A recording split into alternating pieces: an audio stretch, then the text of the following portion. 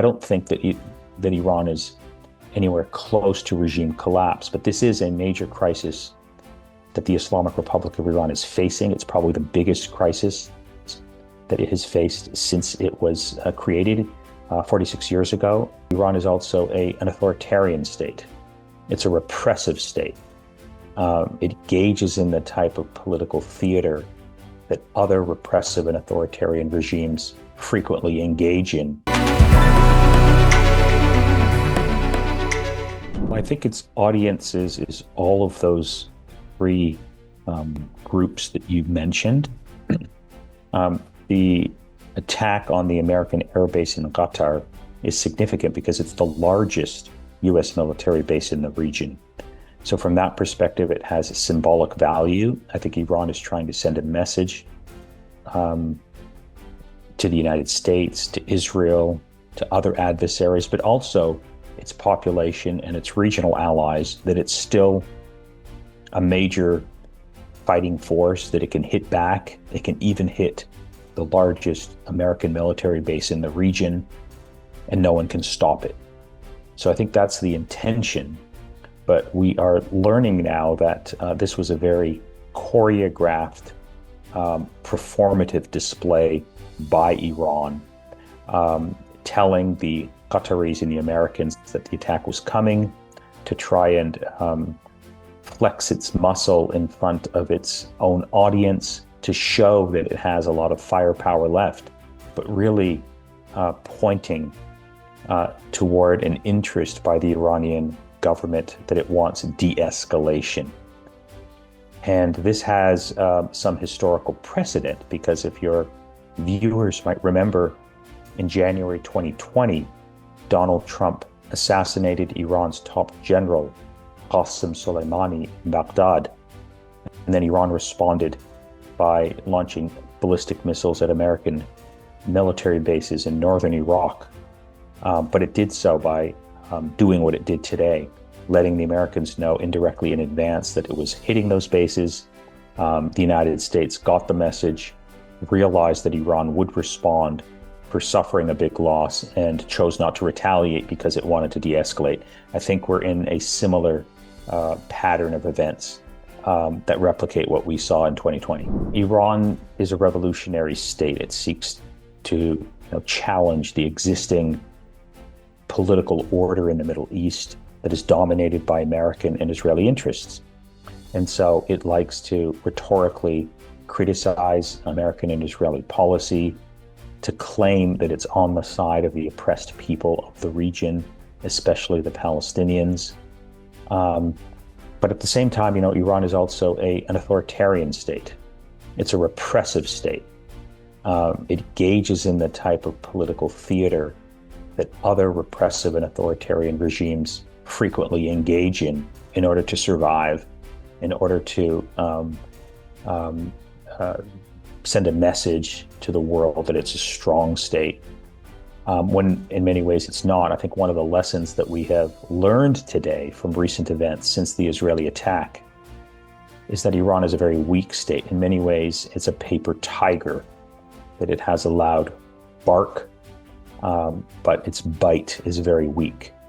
And that's not unique to the Iranian state. Other revolutionary states have reacted and behaved in very similar ways. I think it's a sign of controlled de-escalation. I think Trump is signaling that he wants to de-escalate. If you look at his last posting on social media, it's pretty clear that's the direction he wants to lean in.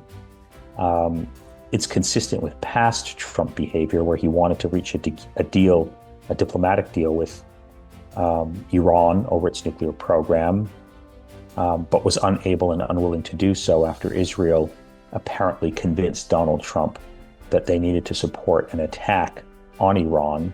So I think that's where Trump wants to move. He's getting a lot of criticism in the United States from his own supporters, who do not like the idea that the United States might get dragged into another Middle Eastern war.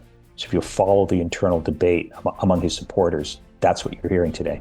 Yeah, they're in a very difficult situation, because when Iran and the United States go to war, all of these countries are caught in the middle.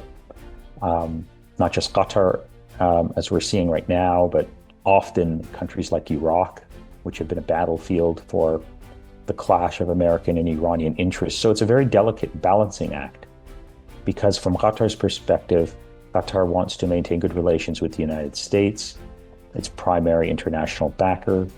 Qatar hosts the largest American airbase, but at the same time, Qatar likes to play the role of a mediator in the region. Qatar has a very close and cordial relationship with Iran. Qatar has played the role as a mediator in this recent dispute between Iran and the United States. And Qatar has also played a role in trying to mediate the Israel-Palestine conflict.